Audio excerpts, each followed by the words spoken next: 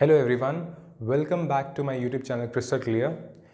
Today we are going to discuss about history chapter number 1, Rise of Nationalism in Europe, lecture number 3. And in today's lecture we are going to discuss about how Napoleon's rule came to an end. लेकिन उसको जानने से पहले हम ये जान लेते हैं कि यूरोप उस टाइम पे 18th और 19th सेंचुरी में कैसे डिवाइडेड थी. So basically European society was divided into 3 different groups जिनको हम कहते हैं aristocracy, pageantry and the new middle class. सबसे पहले हम बात करते हैं एरिस्टोक्रेसी की. अब ये एरिस्टोक्रेसी जो थे इनका एक कॉमन वे ऑफ लिविंग था, इनका एक कॉमन लाइफस्टाइल था जो कि सेम था, यूनिफॉर्म था अक्रॉस यूरोप. दैट मीन्स एक फ्रांस में रहने वाला एरिस्टोक्रेट और एक रशिया में रहने वाले एरिस्टोक्रेट का जो लाइफस्टाइल था वो सेम था. देन ये जो एरिस्टोक्रेट्स थे इनके पास बहुत बड़े बड़े स्टेट्स हुआ करते थे और इनके पास काफ़ी बड़े बड़े घर हुआ करते थे इन टाउन्स. एक एरिस्टोक्रेट जो था वो दूसरे एरिस्टोक्रेट से जब भी मिलता था तो वो फ्रेंच लैंग्वेज का यूज़ करता था for the purpose of diplomacy. Then एक एरिस्टोक्रेट फैमिली की शादी एक दूसरे एरिस्टोक्रेट फैमिली में ही होती थी. लेकिन न्यूमेरिकली और अगर पॉपुलेशन वाइज हम इनकी बात करें तो ये पॉपुलेशन वाइज बहुत कम थे. Then comes the second group which is called the peasantry और दी फार्मर्स. अब उस टाइम के जो पेजेंट्स थे या तो वो टेनेंट्स थे या फिर वो स्मॉल लैंड ओनर्स थे. टेनेंट्स हम उन फार्मर्स को कहते हैं जो लैंड रेंट पे लेकर के फार्मिंग करते हैं. Then comes the third group which was called the new middle class. The new middle class, इसको हम न्यू मिडिल क्लास इसलिए कहते हैं क्योंकि ये अभी रिसेंटली इमर्ज हुई थी during the 17th, 18th and 19th century during the industrial revolution.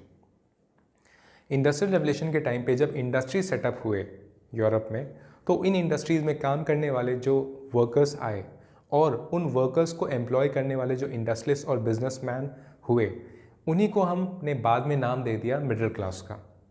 और यही वो मिडिल क्लास है जो बाद में जाकर के नेशनलिज्म और लिबरलिज्म जैसे आइडियाज़ को स्प्रेड करता है और नेशनल यूनिफिकेशन की बात करता है. नेक्स्ट हम बात करते हैं लिबरलिज्म की. Now liberalism was very closely associated with the ideas of nationalism.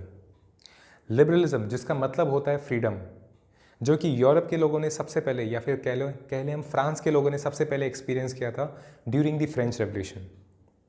अब यहाँ पे लिबरलिज्म का मतलब सिर्फ पॉलिटिकल लिबरलिज्म नहीं है, यहाँ पे हम इकोनॉमिक और सोशल लिबरलिज्म की भी बात कर रहे हैं.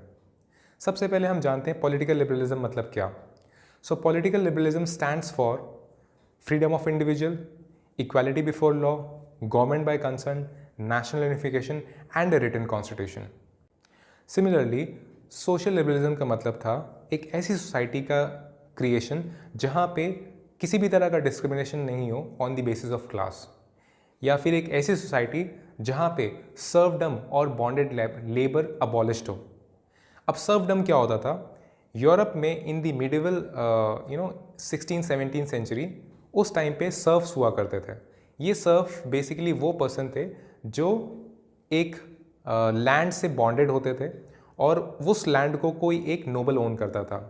और ये जो सर्फ है वो ज़िंदगी भर उस लैंड से बंधा होता था और without the permission of the noble वो उस लैंड को छोड़ करके नहीं जा सकता था.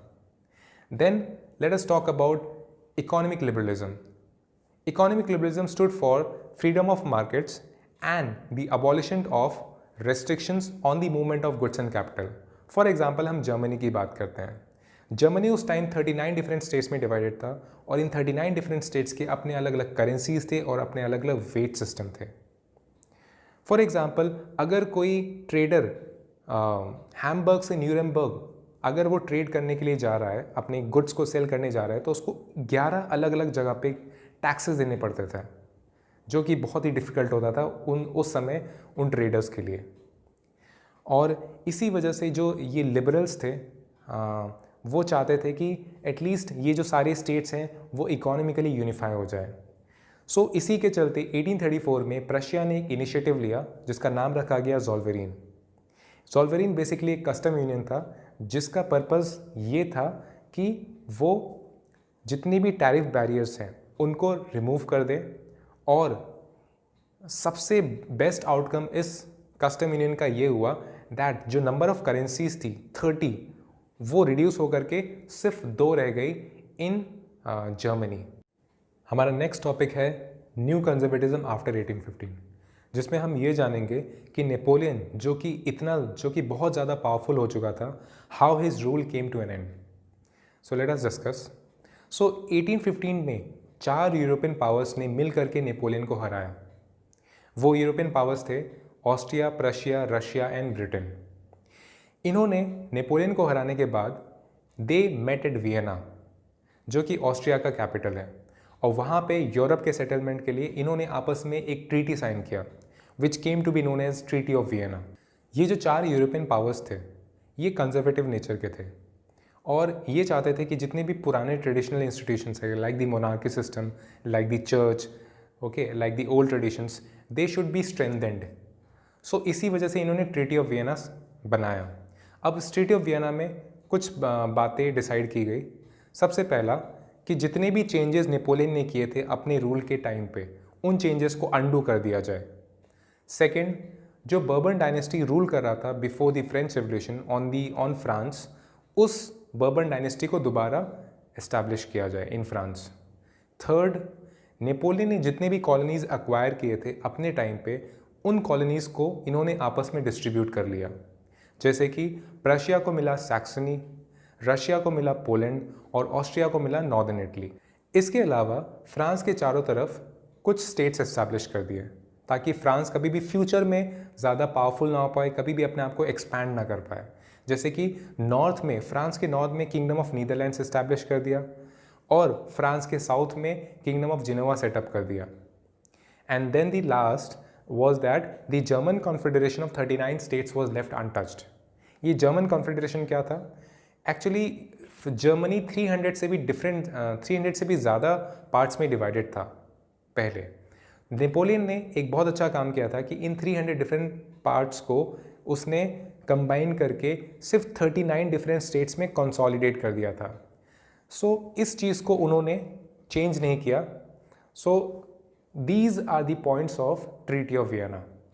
So that's all for today. In the next lecture, we are going to discuss about the revolutionaries and the age of revolutions.